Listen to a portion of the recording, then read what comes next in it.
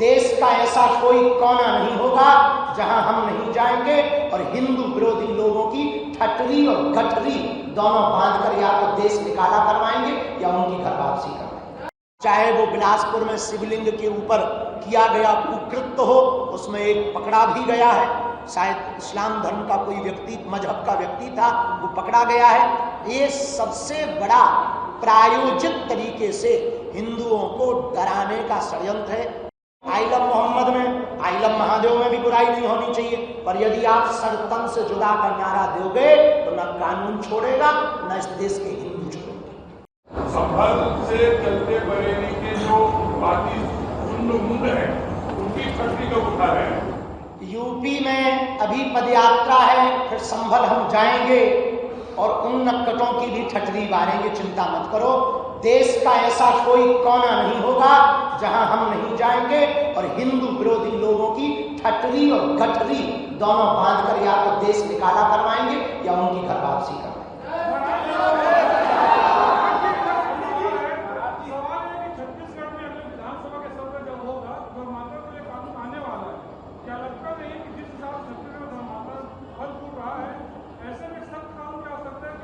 फांसी की सजा सरकार को देने का प्रावधान करना चाहिए। संविधान अनुसार किसी को भी बलात् रूप से लोभ लालच के रूप दे करके धर्मांतरण करवाने का कोई अधिकार नहीं है। स्वेच्छानुसार कोई कर ले तो वो अपने प्रेम की बात है। बलात् रूप से षड्यंत्र करके, पाखंड दिखाकर, अंधविश्वास फैलाकर धर्मांतरण करवाना पाप है, महापाप है। इसके खिलाफ सरकार को फांसी का प्रावधान लाना चाहिए।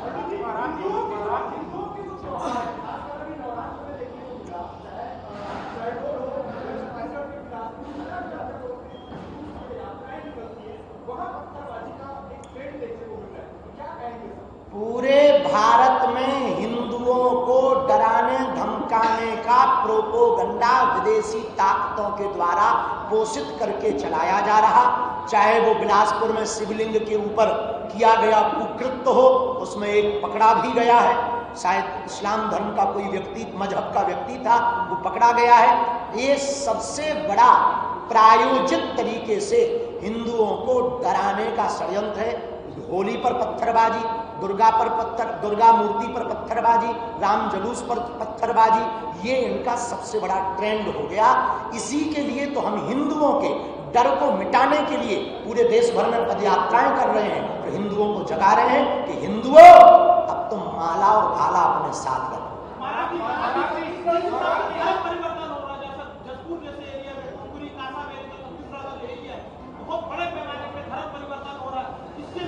सरकार को अपनी नींद इसके लिए और खोलनी चाहिए। शायद यहाँ की सरकार थोड़ा सक्रिय हो रही है और सक्रिय होने की आवश्यकता है और वहाँ के स्थानीय हिंदुओं को सक्रिय होने की आवश्यकता है और खासकर जो धर्मांतरण कर रहे हैं उनको जगाने की आवश्यकता है। स्वधर्मे निधनम श्रेया परधर्मो भयावह। अपने बाप को ही बाप कहो, पड़ोसी के अंकल को बाप मत बनाओ।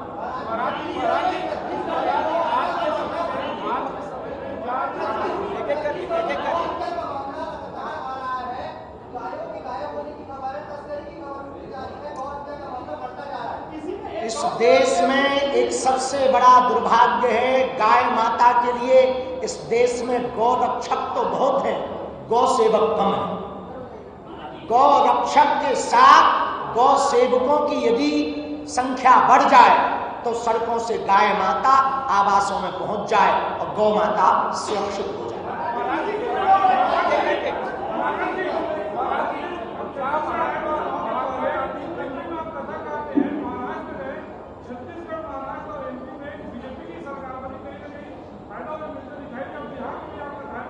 तुम्हारी जय हो, न जाने कौन सा पानी पीकर आए। हम युगांडा भी गए, वहां तो चुनाव नहीं थे। हम लंदन भी गए, वहां तो चुनाव नहीं थे। हम ऑस्ट्रेलिया भी गए। अब आरोप तो तुम पे भी लगाए जाते हैं कि आप दलाल पत्रकार, तो क्या करोगे? आरोप तो किसी पर भी कोई कह देता है आप गोदी नहीं दिया, किसी पर कुछ भी आरोप, क्योंकि मुंह में कंट्रोल नहीं है। तो हम आरोपों में यही कहेंगे हम किसी एक पार्टी के नहीं हैं, हम हिंदुओं के हैं। हम किसी एक पार्टी के न पोषक हैं, न किसी पार्टी के पक्षधर हैं, न विपक्ष में। जो हिंदुओं का है हम उसके हैं और उसके रहेंगे, चाहे वो कांग्रेसी हो, चाहे वो सपा बसपाई हो या भाजपाई हो, हमें न सपा से मतलब है, न बसपा से मतलब है, न कांग्रेस से मतलब है, न भाजपा से मतलब है, हमें हिंदू, हिंदू और हिंदुस्तान से मतलब है।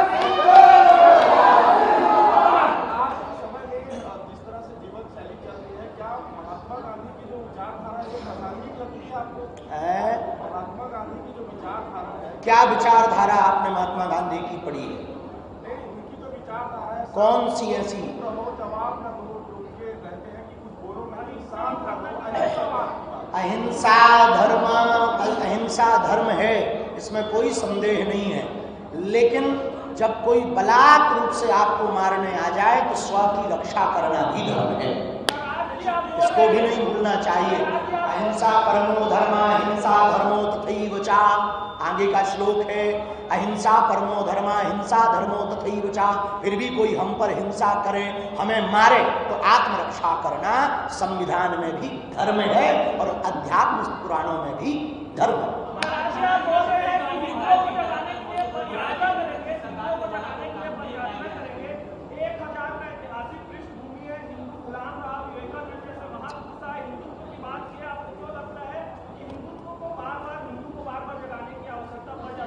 क्योंकि हिंदुओं को गुलाम रहने की बहुत आदत रही है, खासकर भारत को, चाहे वो डच हो, बाबर हो, पुर्तगाली हो, अंग्रेज हो, ब्रिटिश हो, जो जो भारत पर आए सब ने गुलाम बनाया।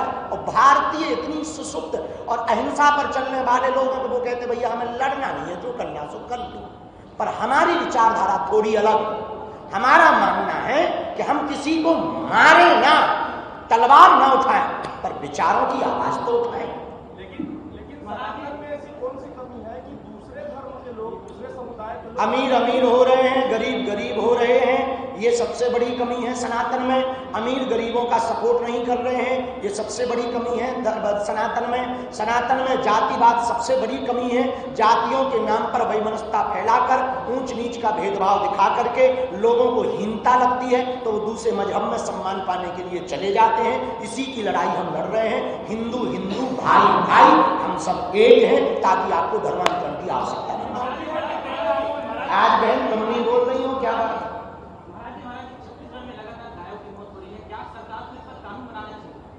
जी देखो, कानून से हमको ज्यादा पता नहीं कि क्या बदलाव होगा, क्योंकि महाराष्ट्र में भी राज्य माता बनाया गया, बल्कि छत्तीसगढ़ सरकार को अब हम सुझाव दे सकते हैं, आज्ञा नहीं दे सकते हैं, क्योंकि हम शासक नहीं हैं। गुरु आदेश नहीं देता, गुरु तो उपदेश देता है। तो हमारा उपदेश ये है छत्तीसगढ़ सरकार को, यदि हर तहसील स्तर पर गो अभ्यारण्य 5-5 हजार गौ माता का बना दिया जाए, ये समस्या ही निपट जाए। हमारे पास समाधान है। 5000 गौ माता का एक गो अभ्यारण्य प्रत्येक तहसील स्तर पर हो, तो एक जिले में कितनी सड़कों पर गाय होगी? 20,000 ही होगी ना, 20,000 से ज्यादा तो होगी नहीं। लोग 4 तहसीलों में 20,000 गाय माता गो अभ्यारण्य में चली जाएंगी, सड़कों से गाय माता दूर हो जाएंगी, गाय माता सुरक्षित भी हो जाएंगी और वो गोचर भूमि भी सुरक्षित हो जाएगी।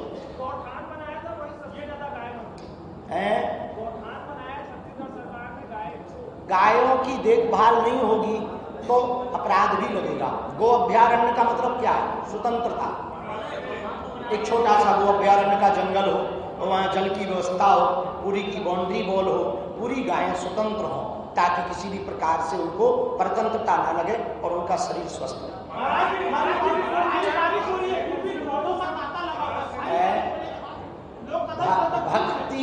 भक्ति पर बारिश खलल नहीं कर सकती। रायपुर में यही एक नई चीज कल देखने को मिली है। इंद्रदेव भी बागेश्वर बालाजी के भक्तों का बाल बांका नहीं कर पाए।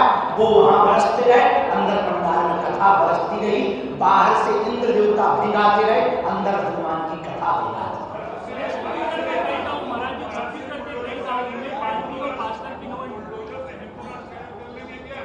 देखिए, बुलडोजर से हिंदू राष्ट्र कायम नहीं किया जा सकता है, लेकिन विचार परिवर्तन से हिंदू राष्ट्र किया जा सकता। परंतु सठे साठम समाचरे, तो हमारा घर फोड़ोगे तो तुम्हारा भी कानून के द्वारा फूटना चाहिए।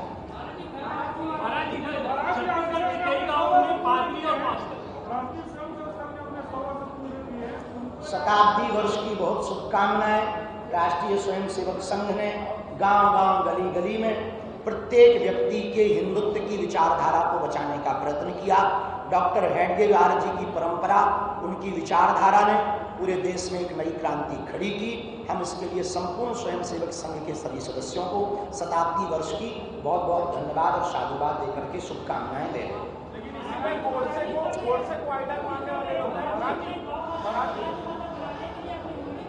गाय माता का हमने बोल दिया, बहुत अच्छी बात बोल दी है, उसको लागू थोड़ा बहन जोर से। हमारा अभी खुद का बन जाए, अभी हम सीमेंट खरीद करके बिके जा रहे हैं। एक ही जगह बन जाए, पहले बागेश्वर धाम पर वो चल जाए, उसके बाद में हम लंबी लंबी घोषणाएं करेंगे। और हमें लगता है कि ये सबको करना चाहिए। हम अस्पताल धाम का बनाकर चला लेंगे, तो फिर इसके बाद में हम आपको बताएंगे कि छत्तीसगढ़ में खुलेगा ही।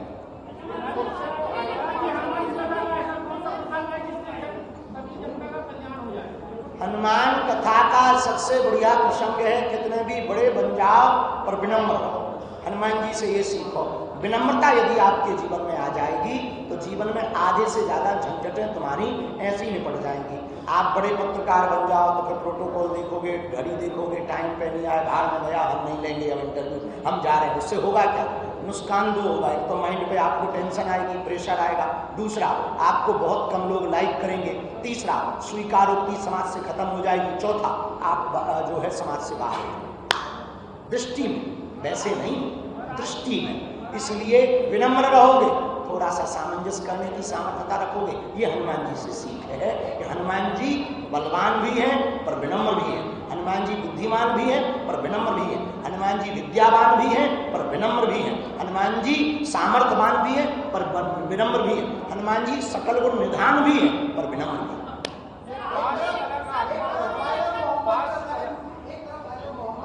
हाँ, वो कोई बुराई नहीं। आई लव मोहम्मद में, आई लव महादेव में भी बुराई नहीं होनी चाहिए। पर यदि आप सरतन से जुदा का नारा दोगे तो न कानून छोड़ेगा, न इस देश के हिंदू छोड़ेंगे। सर, आपको नहीं लगता कि जिस तरीके से मुस्लिम और अन्य समाज के लोग होते हैं वो अपने धर्म को लेकर जो किताबें होती है उसका अध्ययन करते हैं, केवल हिंदू एक ऐसा समाज होता है जिसकी बाकी चीजों को पढ़ते हैं, लेकिन रामायण महाभारत बाकी ग्रंथों का नॉलेज नहीं रखते, तो इसलिए उसे पढ़ाते हैं। कुछ पढ़े लिखे हिंदुओं पे धर्म के नाम का फोबिया हो गया। अब पूछिए कैसे? उनको लगता है कि बच्चों को इसमें पाढ़ना मूर्खता, अपितु देश को बचाने के लिए सर्वोत्तम उपाय यही है, राष्ट्र को बचाने के लिए, अपनी संस्कृति को बचाने के लिए, कि प्रत्येक भारत के मंदिरों में हर रविवार को 3 घंटे का ट्यूशन सनातन संस्कृति का यदि मुफ्त में देना प्रारंभ किया जाए तो बच्चों की संस्कृति भी बचेगी, भारत के संस्कार भी सुदृढ़ होंगे, हिंदू धर्म भी प्रबल होगा। सरकार को एक चैप्टर इसका लगाना चाहिए, यदि सरकार हिंदूवादी विचारधारा को मानती है तो। यदि नहीं मानती, सर्वधर्म समभाव मानती है तो कोई बात नहीं, इस बात को प्रोत्साहित दे दे कि वो गुरुकुलम खोलने के लिए कुछ प्रोत्साहित कर दे।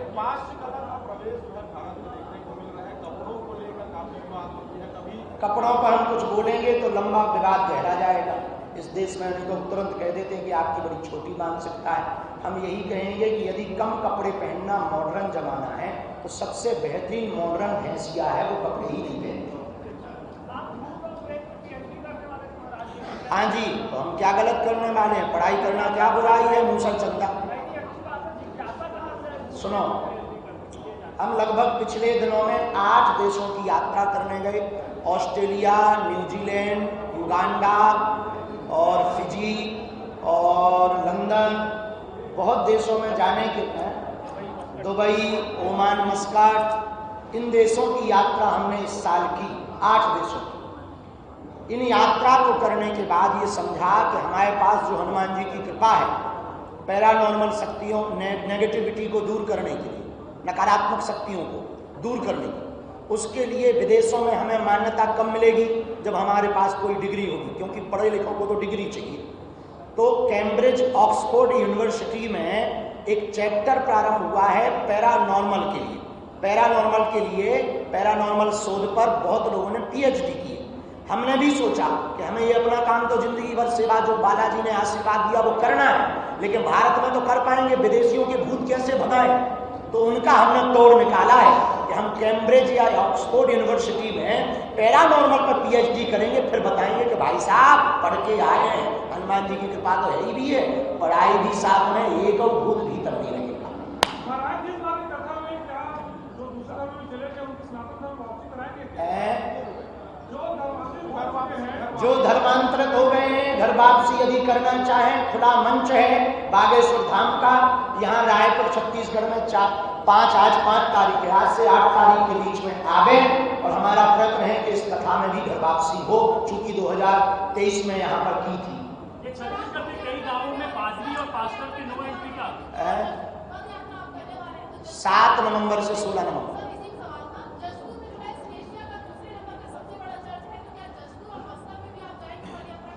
देखो, हमने यहाँ के माननीय जी को कहा था कि हमारी कथा की अनुमति हमको जसपुर में दो, पर किन्हीं कारणों से अभी तक हमें नहीं मिली। यदि मिलती है तो हम पूर्ण स्वैच्छिक रूप से जसपुर में कथा करने की बहुत प्रबल भावना रखते हैं। यदि कथा नहीं होगी तो जब भी हमको अनुमति मिलेगी, चूंकि हमारे सिद्धांत में हमारे पूर्वजों ने कानून को, संविधान को स्वीकार किया है, तो हम कभी भी कानून हाथ में नहीं लेते। इसलिए जब भी हमें अनुमति मिलेगी तब हम बस्तर क्षेत्र में कथा नहीं तो पदयात्रा तो करेंगे। सभी वरिष्ठ नेता आ रहे हैं, तो क्या एक बार फिर से पहल करेंगे कि अनुमति मिल जाए कथा करने की? एक बार कहा जा सकता, अब किसी को हमारी बात का ये एक ही बार ही गंभीरता ना हो। हम एक बार तुम्हें समझाएंगे, जब ना समझो तो हम समझ जाएंगे कि तुम्हें नहीं समझना है, हम ही समझ जाते नहीं समझने वाले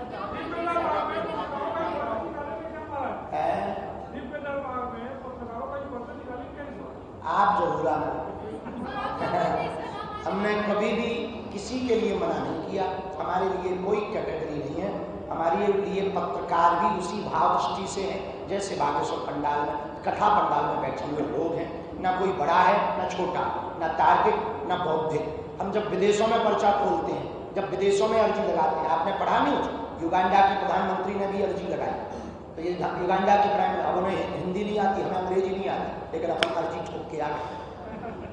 तो आप कौन से जो है अफ्रीका के हो, भारत के हो, कोई बुराई नहीं, पत्रकार में कोई बुराई नहीं। हम बिल्कुल पर्चा खोलेंगे यदि हमको प्रेरणा हनुमान जी की लगेगी, लगती है हमें। देखो, हम अपने मन से नहीं कह पाते, हमें जो प्रेरणा लगती है उस आधार पर यदि जरूरत रही और गुरु कृपा हुई तो एक चीज हम करना चाह रहे हैं, जो पिछले वर्ष में शुरू में किया था, 2 दिन का दरबार लगाया था, और यदि गुरु आज्ञा लगेगी तो हम यहाँ 2 दिन का दरबार लगाएंगे।